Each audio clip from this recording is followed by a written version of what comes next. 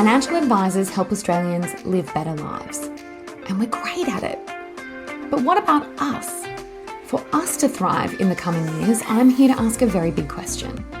How can we live better, run better businesses, and help more clients along the way? My name is Jessica Brady, and I would love for you to join me as I listen and learn from experts who answer these very big questions. I am lucky enough to record most of my podcasts on Gadigal land. Zurich is the proud partner supporting this episode. As one of Australia's largest life insurers, Zurich encourages the promotion of positive conversations leading to a more sustainable future for life insurance, committed to championing financial advice through education and research-led market insights. Today I speak to Dr. Emily Amos. We're going to talk about a big uncomfortable topic, mental health. We're going to talk about stress, chronic stress, and ultimately burnout. We're going to learn about Em's story and how we as financial advisors can make sure that we are proactively managing our mental health journey. The conversation is confronting because many of the things that she talks about are symptoms that I personally have experienced and you might have as well. I hope that from today's chat, you're able to use some of the red flags to really think strategically about how it is that you're living and whether you too are on the path to burnout. Hello, Dr. Emily Amos. Hi, Jess. Thank you so much for being here. I am so excited and, if I'm very honest, a bit nervous about today's conversation because I suspect as we go through today's conversation, I'm going to have a lot of revelations about all of the things that I should be doing a little bit differently. Now, I am keen to jump straight into it. Can you tell us a little bit about you and your story? So I am a GP.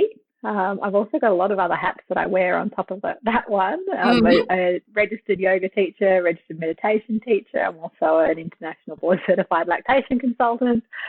And as you can guess, I'm the sort of person who chases training, pursues knowledge, and likes to stay very busy. And that all came to a fairly soul-destroying halt in 2019 when I completely burnt myself out, which probably doesn't come as much surprise to a lot of people when they hear my story on the surface. But despite me being a doctor who helped other people deal with stress and who actually even taught mindfulness and practiced mindfulness and meditated, I still completely burnt myself out, and it was a pretty harsh revelation to come to, and it was a very difficult lesson to learn firsthand. So I've spent the last 2.5 years or so, I guess, consolidating some of that knowledge and then rebuilding in a really purposeful and deliberate way, and actually starting to engineer my life with a bit of rest factored into it, and prioritizing what's important and learning how to let go of the things that are outside of my control and that aren't so important. So lots of hard lessons learned. So if we can we go back to 2019 and talk about the sort of life that you were living, and were there red flags, and what were they? And could the people around you see the red flags, or were you really good at hiding it as well? I think it's probably a bit of column A, a bit of column B on that front. I've always been a high-achieving person. I've always been used to being able to push through whatever barrier was in front of me, and I could achieve what I wanted to achieve or what I set my mind to. So, you don't get into medicine and through specialty training and that far down the path I was on without some degree of tenacity and being able to push through what appears to be hurdles. And I was used to that. So I did feel in that lead up to 2019, it was June 2019 when I actually burnt myself out, I was feeling, in hindsight, a lot of those hallmarks of rising stress, and really the hallmarks of burnout, because, stress is different from burnout. Obviously, unresolved and unmanaged chronic workplace stress leads to burnout eventually, but burnout is really, it's pushing yourself. It's not growth. You're not sort of pushing into your growth edges. You are working on borrowed time. And I was doing that for a very, very long time, just telling myself I was sort of pushing my limits. And it was difficult, I guess, for those around me, because there was no precedent of me ever falling in a heap. There was no real precedent of me not being able to cope. So there was no reason for family and friends perhaps to suspect that I was pushing myself too hard. And certainly within my industry, within medicine, there wasn't cause for my colleagues to question it, because so many of them were doing the same thing and were feeling the same way. It was, and it still is, it is quite accepted to be chronically stressed, to not be sleeping well, to not be switching off after work, to be working all hours of the day and night, taking your work home with you. These are all very accepted sort of features for most of us in our day-to-day lives. And where's the point where that becomes burnout? Well, unfortunately for all of us, the only way you know that point is when you're looking at it in the rear vision mirror and you've gone well past it. So it's yes, there were warning signs. Yes, there were red flags. Were they different from what a lot of people are probably experiencing in their lives right now? Probably not. Was there an almighty crash that really pushed me over the edge? No, it was a pretty innocuous sort of sequence of events, and what actually the straw that broke the camel's back and really sort of sent me into a tailspin, triggered a series of panic attacks that sort of culminated in me just not even being able to get out of my front door.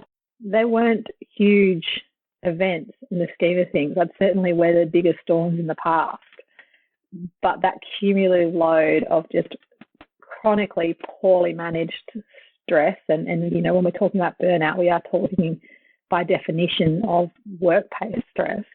It had been mounting up for too long, and I had just not heeded the warning signs. I've heard your story, and it's not a nice one, because it has required you to go through a pretty hard journey, but in some ways probably saved your life.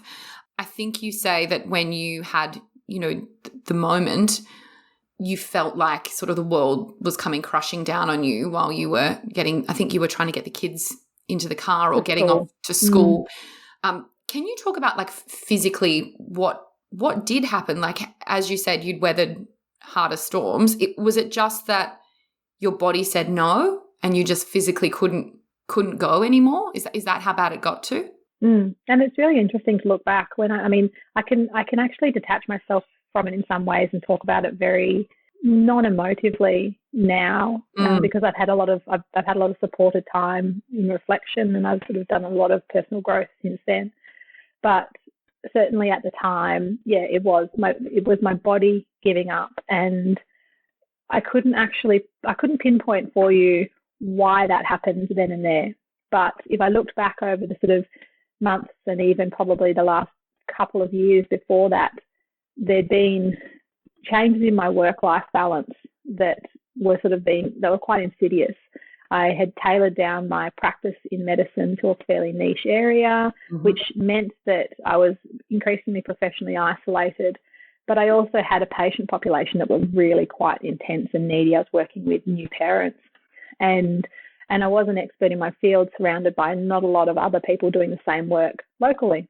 So I was actually creating this sort of situation where I was intensely needed, and I had this perception that I couldn't switch myself off, and that I couldn't sort of ever get away from it. And this was part of my own, when I look back, my own coping mechanisms, that perhaps I was quite fixed in my mindset of how I thought I had to be in terms of being a doctor, and that's something that I've worked on since.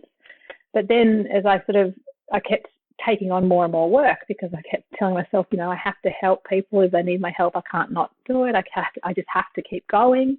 So this workload was sort of snowballing, and I wasn't, even though I was working part-time because I had young kids, it was increasingly less part-time because there was so much more permeating into what otherwise would have been time that I was meant to be being a mum, being a wife, doing the things that actually would have helped balance things out a little bit more. Although, being a mum, being a wife doesn't necessarily, it's not easier. It's not that it balances it out because it's easier than paid work. It's just that having that sort of enriching different facets of my life would have been something that probably I should have prioritised. And then in the lead up to those last few months before I actually burnt out, I wasn't sleeping well. I was constantly waking up. I had rarely slept a full night's sleep at all that I could remember in those months leading up. I'd always wake at 3 or 4 a.m. with thoughts rushing through my head that I couldn't switch off. I was feeling really overwhelmed by work. I'd get home and I'd be thinking about work constantly. And in medicine, one of the hallmarks that you find sort of approaching burnout is this increasingly defensive medicine where you're practicing as if, you're already worried about every thing that could go wrong. And I'm practicing medicine in a way to try and defend myself against all these things that could go wrong when nothing had gone wrong. And so that totally switches your mindset where you actually start to practice in a way that is defensive medicine, which isn't good medicine. So there were a lot of those hallmarks. And then in the sort of the actual lead up, I had this series of panic attacks. The first one, I'd never had panic attacks before. I'd never sort of had any symptoms of anxiety or anything. And the first one didn't actually even feel like a panic attack. It was a really odd sense of feeling like I was dying, but being, surrounded by people. I had committed to going to this 40th birthday of a friend of mine. I'm standing there holding my husband's hand, surrounded by people who I knew and who cared about me. And I'd never felt more alone in my life. I had this internal odd sense that my body was just caving inwards on itself. And that lasted about 48 hours. And I sort of had the foresight to say, well, you probably need a break. And I had weeks of patients booked in. So I booked myself in a week holiday a few weeks out. And I just was hobbling along saying, I need to get through. And it's just, I wasn't listening to these rising symptoms in my body. My heart was constantly racing. I was feeling out of breath. I was feeling exhausted, even though, I'd sleep and wake up exhausted. I'd be waking up in the early hours and ruminating about things. And these are all hallmarks of really poorly managed stress. But I just kept saying to myself, I'm just stressed. I just need to get through to that holiday. And then it was a Thursday morning. And as you said, I had the kids ready for school. They were all dressed and I was ready for work. And I went to go out the front door and I just had this was a full-blown physical panic attack where your heart's racing, can't breathe. Everything just really came caving in. And it's lots of people experience panic attacks. Why did this one stop me in my tracks?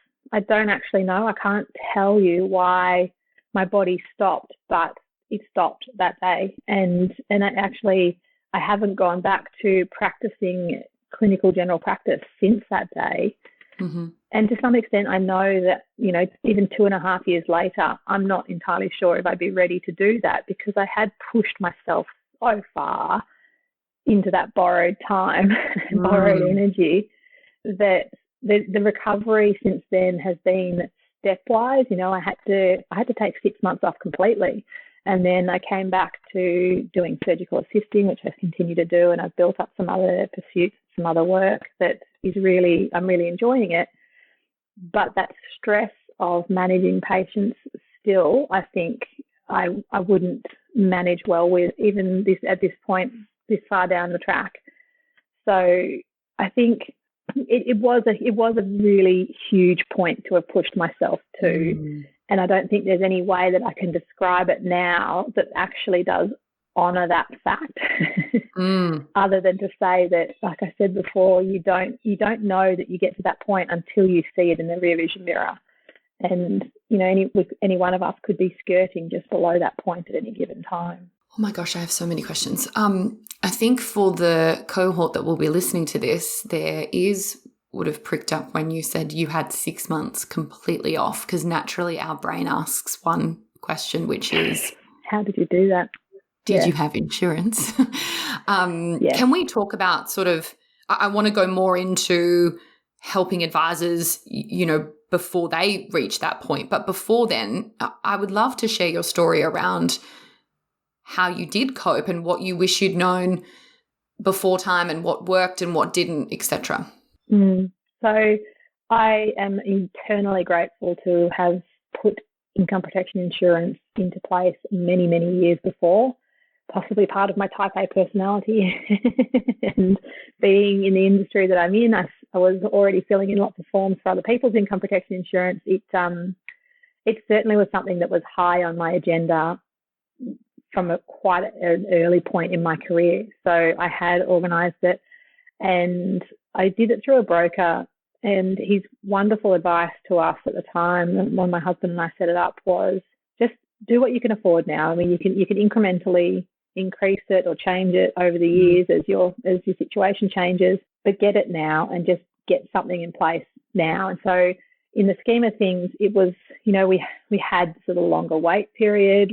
It was a shorter time that we actually are insured, that both of us were insured for. So we did what we could afford. And that I am very grateful for, because it's meant that that 6 months, the initial stress of having to sort of prove you're unwell enough to claim on it, that was awful. And I think for anyone who ever needs to claim on income protection insurance, it is a really scary point, because you sort of put this insurance in place, never ever expecting to use it. It's something that you really actually never ever hope to claim on. And so the point of claim time can be a really scary point to get to, and there's a lot of fear. Will this be accepted? Am I debilitated enough, even though you know that your life's literally crumbling around you? And that, in that regard, I was very grateful to have purchased our insurance through a broker, because it meant that I did actually have a broker who was helping me to navigate that process. And that was an unexpected, I guess, sort of positive from the experience, that he was very supportive and very ready to sort of go into bat for me. I think, having known me for many years by that stage, he could also see that I was pretty unwell. So it was really helpful to have his support and his help in the claiming time. In terms of having income protection insurance, I mean, I just tell everyone who'll listen that if you've got an income worth insuring, then you should be insuring it. Even before, like we had bought our house, and that's why we did it. And then we had the kids, and after that. So I think, though, just do it. If you have the capacity and it's something you've been thinking about, it's been the difference between me actually being able to take the time to get better and now build a life that actually is going to hopefully stand me in really good stead to not ever get back to that point ever again. Whereas had I not had this opportunity, I really do think I would have been jumping straight out of the frying pan into the fire of having to scrape life together again, which I don't think I would have come out the other side with the insights that I've gained through my own process. We are very glad that you had income protection, and that is really what it's for. And yet so many people, particularly young type A personalities, as you call it, who are very successful, who can manage multiple things. The classic is, I got this, I'm young and ferocious and I've got the world ahead of me to conquer. I can't imagine what life would have looked like for you and your small family should you had not have had income protection. So very happy to hear that helped you on your journey, albeit insurers might need to think more about how they can make a less stressful claims process for genuine claims, because you are not the first person who has told me that it is overwhelming. And the irony is, you're going to claim because life is overwhelming, and then to throw this process on board that is very overwhelming seems not very fair. Not very fair. Yeah, I mean, it's hard to know where the balance lies, because, again, I've had experience on the other side of the table of filling in these forms and supporting claims and doing all that sort of stuff as a GP. And it is hard to know where the balance lies, because it is an expensive industry. And as much as I have now claimed on mine, I didn't ever go into it expecting to claim. And then I think very few people who ever claim on it, I really think no one who claims on their income protection insurance ever expects to claim on it. So, and I guess the vested interest of an insurer is always going to be to not pay out where they don't have to. So how do you find that balance? And yeah, you're right. It could possibly be less stressful, but then I don't have a sort of a really helpful suggestion as to how to make it less stressful at this point. No, that's okay. I think that's not your job. Your job is to look after yourself. And it's the insurer's job to figure that out.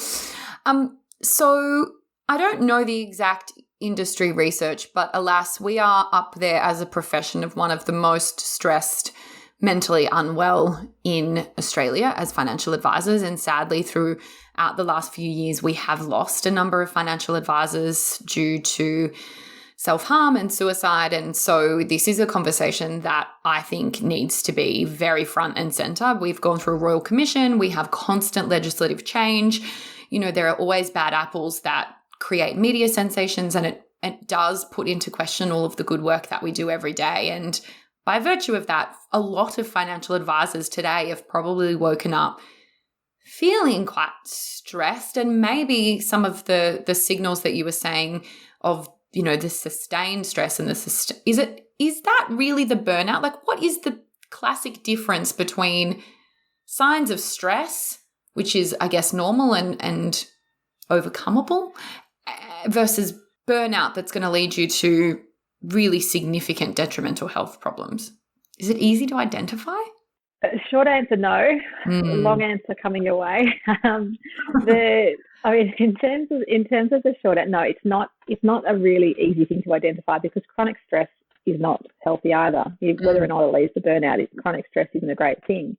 Acute stress is actually an amazing thing. Our body responds to acute stress really well. It has a series of sort of physiological events that actually fall into place beautifully and allow us to respond to stress. And then as we then close off that stress cycle, everything comes back to normal, and then we can start again and mount the stress response again to the next stressor. But in this modern world, the stress is constant. You know, there isn't just, often we talk about the saber-toothed tiger coming at you. There's not a saber-toothed tiger trying to chase us down. In this modern world, you know, we are the saber-toothed tiger, because it's our thoughts. It's actually it's coming home with us inside our heads. And then it's also the world around us. So we're just surrounded by saber-toothed tigers, both inside and outside. And so how can you ever close off an acute stress response if you're constantly perceiving stress? So, yeah, chronic stress is not healthy either. It's not sort of, if I have chronic stress but I don't have burnout, well, I'm just adapting and I'm rising to the challenge. So I guess in answer to your question, whether or not it's chronic stress or whether or not it's burnout, it's still not healthy. Burnout is probably that tipping point, like I said, that you know in the rear vision mirror, where it's just it's gone way too far, unless you're very insightful and you can see it coming, which obviously I was not. But I mean, the hallmarks of burnout, the World Health, the ICD-10, the International Classification of Disease, included burnout in 2019. And the definition that they give of what burnout is as a syndrome, it includes things like energy depletion, feeling exhausted, feeling more distance between yourself and your job, and sort of switching off mentally from your job, not really engaging with it, feeling quite negative and cynical about your work, and then just reduced professional efficacy, so not actually performing as well as you're used to. I mean, that's a fairly wishy-washy definition. Like, that applies to chronic stress too. That most of those things would cover moments of chronic stress in our lives. So it's not an easy thing to define, and whether or not you have to define it in order to actually do something about it, I think remains to be seen, because neither of them are actually, they're not good things to be dealing with. What do you do if you think, I am part of this camp? What are the ways that we can, or actually maybe I think someone in my team or the business that I run is starting to have some of these classic signs. I suspect it'll be us sort of looking at ourselves. I mean, I think about some of the things and I'm ticking boxes going, oh, this is scary. What do we do? How do we rectify this, Em? This is where I've had a lot of soul searching about, you know, the definition of burnout is very much about workplace factors. And in a lot of the definitions, it sounds like it's working within large organisations where you lack control. But really, I was self-employed. I was balancing parenting with my self-employed work, my own business. So it does apply to any sort of field. But the thing is that, yes, it's an occupational definition, but when it comes down to it, it's pervasive. This is spilled into the rest of your life. Even though I knew that I was, and in fact, when I took medicine out of the equation, when I stopped working for those 6 months, it was such a load lifted that I was actually pretty functional for those 6 months that I had off before I started to gradually increase my workload again. So there really was this huge centering on work.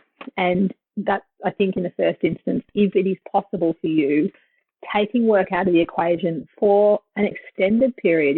Often I gave myself 3 weeks off when I first burnt out. I'm like, I'll take 3 weeks and I'll come back. Got to 3 weeks and I was still a mess. Spoke to the practice manager, she said, take some more time off. I got to sort of 6 weeks, still a mess. And at every point that I sort of gave myself, in inverted commas, gave myself off, I got to that point, and that rising sense of fear and overwhelm and actually going back into that fire that had really burnt me out, I could feel it. It was palpable. It was a visceral reaction within me. And so an extended time off, I think it's pretty widely accepted that you're looking at around 3 months as a minimum if you're actually wanting to start doing some of the work to come back into balance and perhaps manage chronic stress a little bit better. I mean, you think of last time we went on holiday. You're away for a week, 2 weeks, 3 weeks, whatever it is. Generally, if it's a couple of weeks, you in coming back to work, you just straight back where you left off. It's maybe you get a few days grace where you're excited to be back and you missed your friends and your co-workers, but really you're straight back where you left off. So actually having an extended period off where you can then check back in and perhaps start to spend some time in self-reflection, work out, are there personality traits that actually predispose me to working very hard, pushing my limits, not saying no, not ever being able to switch off? Maybe like I had a bit of a savior complex. There's a lot of things that actually then might contribute to feeling burnt out at work, and taking some time to either do it on your own with the support of friends and family, or maybe even some professional help with psychologists, counsellors, GPs, to start unpicking some of those sort of patterns of behaviour that might be predisposing you to not managing chronic stress all that well. I think that's probably an important thing.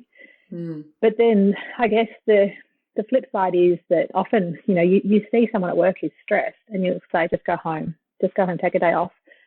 And while it's not a bad thing, like we said before, for most of us, the saber-toothed tiger is in our thoughts as well. We're taking it home with us.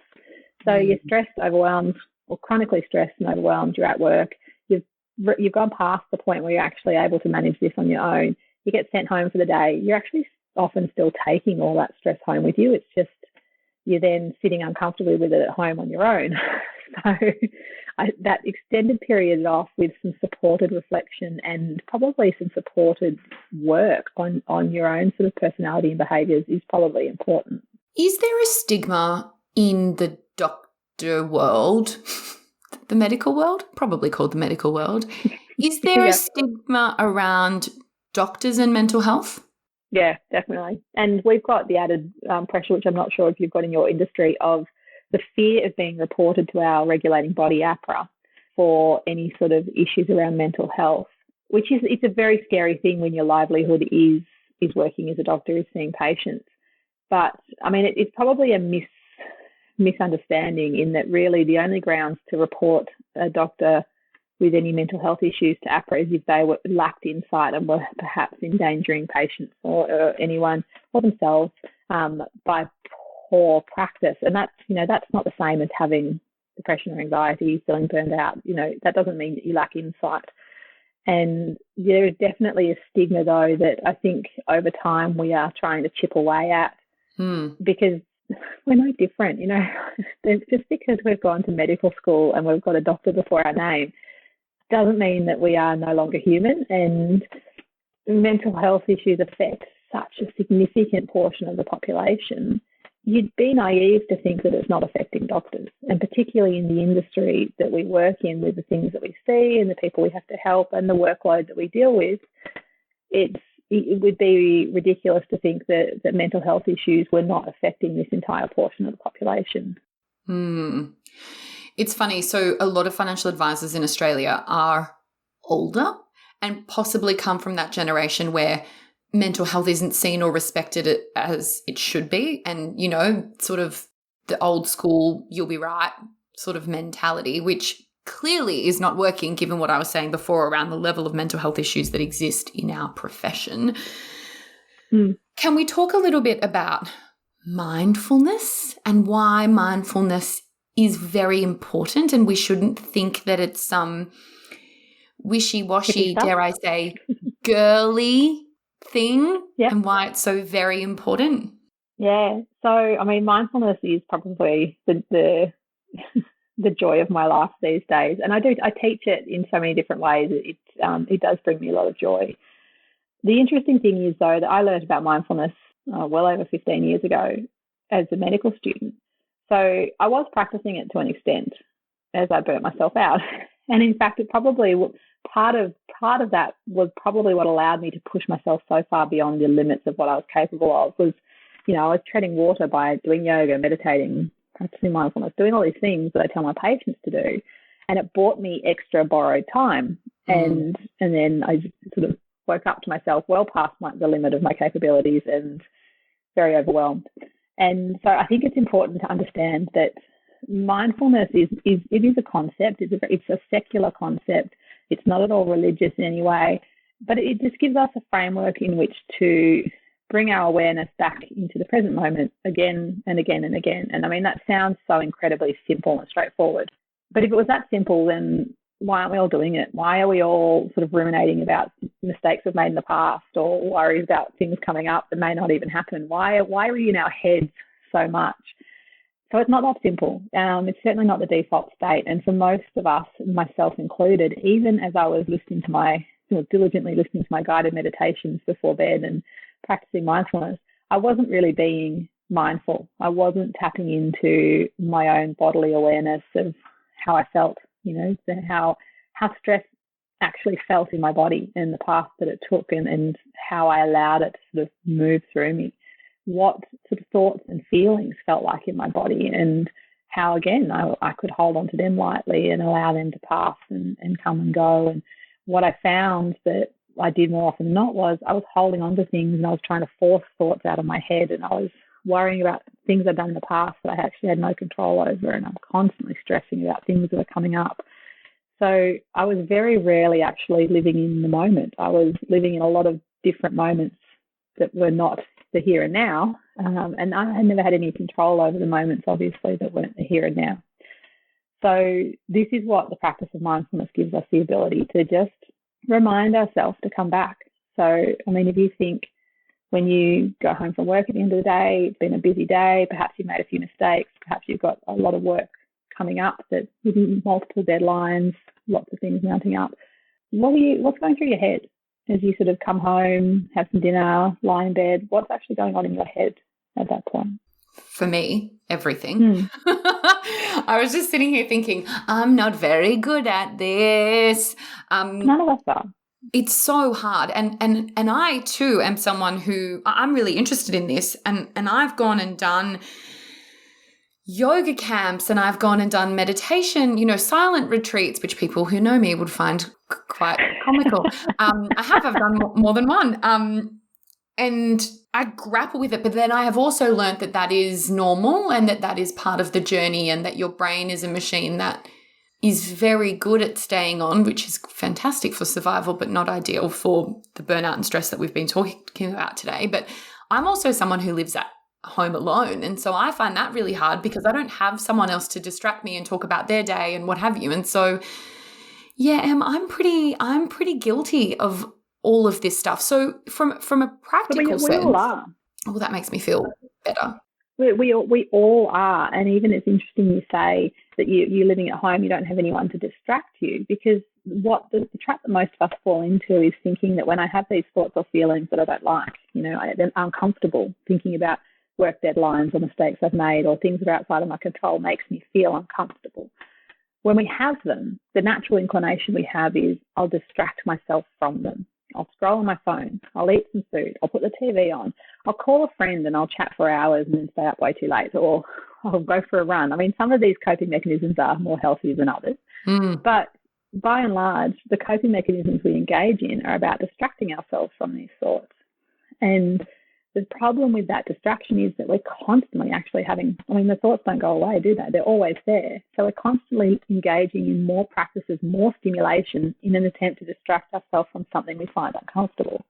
And what mindfulness gives us the ability to do is to actually realize that we don't need to distract ourselves from these these feelings, these thoughts. You know, it's kind of like you have a glass full of water. You put a teaspoon of sand into it.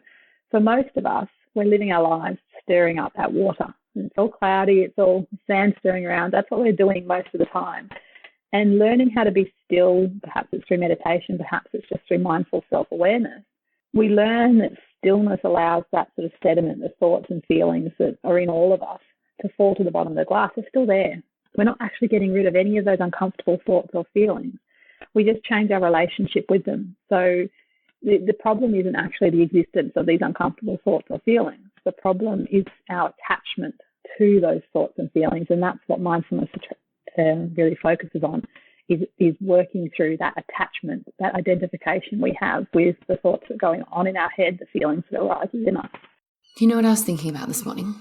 I was pondering self-care in contemplation of this chat, and I had sort of reflected, and I've been dangerously close, I think, to where you have been before. And I am the person that gets up, goes a million miles, crashes, gets up, goes a million miles and crashes. And my immunologist keeps reminding me that I have a body that can't do that, that I have to slow down. And I'm like, soon. Soon. Yeah, I'll do it later. Yeah. When I've got time, cue never. And I was thinking about myself and being really honest and vulnerable and saying to myself, you know, the times where I've been the closest to burning out, I've taken the least care of my body. We have so glamorized overwork, and we've put success through such a fine filter in terms of what is success and what's deemed successful. And the times where people have probably thought, for me personally, I'm doing the best, I'm probably doing the worst, because when I'm in that state, I don't move my body, I don't eat well, I don't sleep well, and yet I know all these things are needed. Why? Why is it, and I'm sure I'm not alone, why when we need it the most and we know what to do, why do we do the exact opposite of what our body needs from us? Because you don't learn to swim when you're drowning. You know, this expectation that we have that I can live my life at 110% and I can push myself to the limit. And then when I'm drowning, I'll just learn to swim then. I'll put all the healthy stuff into practice then. It's so counterintuitive when you actually break it down like that. But the frameworks, the self-care framework that we put in place when we are well, when life is on an even keel, that's the safety net. That's what catches us when we're drowning. But you don't learn to swim at that point. So all of a sudden going, I'm going to start meditating 20 minutes a day. I'll also go for a run. I'll do a Pilates class. I'll eat more vegetables, and the reason you're at that point is because you're overwhelmed. You have outstripped your capabilities at that point in time, which means that creating a new habit, which takes a lot of time and energy, is impossible. It means that actually being kind to yourself and showing yourself compassion and sort of slowing things down is really difficult, because often that voice of the critic inside us is actually pretty loud at those points when we're really burnt out, because it's our default voice for most of us. It's the one with the microphone in the spotlight when we're feeling overwhelmed. And then the final thing is that it's such a modern thing to think that rest is sort of wasteful time. And often we don't rest unless we're forced to, but it's so subversive. Like saying to people now that I am scheduling in rest, that I take myself out for lunch, that I have days that I dedicate. You know, I run retreats with a beautiful colleague of mine. We run them for doctors. And I know that those sort of 4-day retreats are incredibly draining for me. And that's okay, because I schedule in that week that I'm back, rest. This is how I close my stress cycle. It's actual rest. It's not sort of rest while I'm sitting on my laptop watching a bit of Netflix, multitasking, that constant bombarding of stimulation. It is actual rest. And it's, you know, how many times have you actually spoken to someone and this is how they talk about their life, about their schedule? Prioritizing rest in my schedule has meant taking a pay cut, because it means that I'm actually not necessarily dedicating as many hours to work. But I've also learned the hard way what the alternative is, and that was quite a significant pay cut. So in the scheme of things, this is actually less so. It also means that I have capacity. You know, this is that closing of the stress cycle that then gives my body the ability to rebound, to respond, to have an acute stress response again. You cannot have an acute stress response from a grounding of constant chronic stress. All you're doing is just dialing up the chronic stress response. It's actually really hard to have a true acute normal stress response from a basis of poorly managed chronic stress. You're stressing me out talking about this because I'm guilty of so many of these things, and it's beautifully ironic, and that's why I wanted to have you on today, because I suspect I'm not the only person. And you're right, we have to live with an uncomfortable truth that we are so often so overstimulated, and we have probably associated rest with being lazy. Yeah. And I mean, I have a great analogy that I tend to use. So, I mean, it might not ring as true to non-medically minded people, but basically the way our heart beats, so the cells of our heart, the electrical charge moves through the heart in a really coordinated fashion from top to bottom. And in order for that to happen, the electrical charge has to move from one cell to the next, to the next, to the next, down the path that contracts the muscles, that pumps the blood. It has to be really coordinated. And as each cell discharges, it goes into a restful state where it then is allowed to repolarize. And it cannot have another beat until that restful state where it discharges all the electrical activity, comes back to zero, and then can be charged again. It can't beat normally unless it has that restful state after each charge. And this is our heart. These are the muscles of our heart. Okay, so that restful state is so important to the fundamental part of us, our being. It pumps blood around our body. Without it, we don't exist. Rest is important in every heartbeat. How many times does our heart beat a day? Tens of thousands. And every heartbeat has to conclude with rest. So our stress cycle, cycles are ubiquitous with everything that lives in the world. Plants and seasons, everything cycles. Everything that is alive cycles. And our stress cycle, rest is always that point of the baseline. It is so important. You think about what happens even in the natural world. You think about what happens in winter when things lay dormant. And then after winter, we have spring and everything rebounds. That point of rest is actually so important in order to then start again. And we cannot have a full cycle of anything in the natural world without rest being part of the cycle. And yet, as humans, we've totally forgotten that. We're bringing it back here and now today. We're bringing back rest. We're starting a movement. It is, but it is an uncomfortable first step. Because one, you're going to be judged for it, or you're going to feel as though you're judged. So you'll get an uncomfortable feeling because you'll feel as though other people are judging you. Two, you'll probably judge yourself. that inner critic is a pretty loud voice for most of us. And you find yourself having to justify, I'm resting because, and you're over justifying why I've scheduled in a day of rest. And then you also we notice that when it's so unused to resting, that when we come to rest, it feels uncomfortable. We keep busy, we scroll, we do all sorts of things because rest in itself, our bodies have forgotten how to do it. Totally.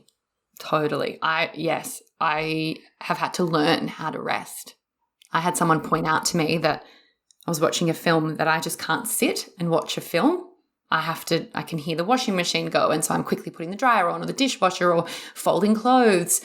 And I have spent the last probably 2 years, and I'm still not there yet, actually, learning how to switch off. I'm getting much better, and I think it is a bit like what you said, like it's a muscle that has to be sort of worked regularly to learn how to do it. But I would say even with that level of awareness, I'm still on a journey, and I think you talk about this as well. Like maybe it's a journey with no destination, and we're just all constantly learning how to do it better. But I completely agree, especially with social media and the temptation that there's always stuff to consume. You have to override the want to be back absorbed in that world. Yeah, I mean, the override is interesting though, because this is like trying to push those uncomfortable thoughts out of our head. What mindfulness teaches us, it's not about overriding that uncomfortable desire. It's about noticing it. And then perhaps, with a curious mind, it changes over time as we notice it non-judgmentally. I notice when I feel uncomfortable, I reach for my phone. That's interesting. Mindfulness gives us that ability to notice things about ourselves that we perhaps wish were different, but notice them non-judgmentally. And that first step of any sort of behaviour change cycle is learning how to notice something non-judgmentally. Change rarely happens from guilt and berating ourselves. Change happens through showing ourselves compassion and gently, small changes amplified over time bring about huge changes. It's about those little ripples that we're able to start. Over time, they become amplified and that becomes sustainable behaviour change. Oh my goodness, I have so much to learn. Thank you. In the interest of time, I'd like to fire off some rapid fire questions if I can, and then I would love for people to clearly learn much more about this topic, because I feel like we have only just scratched the surface. So learn more about where they can learn more and learn more about the great work that you do. Can we do some rapid fire questions? Yeah, hit me. I think you'll like this one. This is one that I give to everyone, and I feel that you'll be proud that I even include it. What is one thing you do to look after your mental health? I pick my kids up from school. I love it. It makes me smile. Oh, that's so beautiful. They're so happy when they see you waiting there. They run at you with their school bag. It is amazing. It's such a little joy in my life. Oh my gosh, so cute. One piece of advice that you would give your younger self? You've got some hard lessons coming up, but they're worth learning. What's something big that's on your bucket list that you haven't ticked off yet? I'm going to put myself on a TED stage. Ooh, that's exciting. Yes. Yeah, it's definitely on the bucket list. It's getting closer. Stay tuned. I have a fake book club. Do you have a book for me to put on my fake book club? Yes, one of my favourites. So Dr. Rick Hanson has The Buddha's Brain. It's the neuropsychology of health and happiness, I think. It's a beautiful book. It's about neuroscience and meditation and mindfulness, and it's a lot of really interesting stuff. You'll devour it. The Buddha's Brain. The Buddha's Brain. Got it. Thank you. Now, how can people find out more about all of the amazing work that you do? So my website, www.dremillyamos.com, and I also pretty active on social media at Dr. Emily Amos on Facebook and Instagram. And I've also got my podcast, which you have been a wonderful guest on. So that's the Mind Life Me podcast. Amazing. We'll add links to those in the show notes as well. Thank you so much for such an important conversation. I really appreciate your time. Thank you, Dr. Emily Amos. Thanks for having me. It's been fun.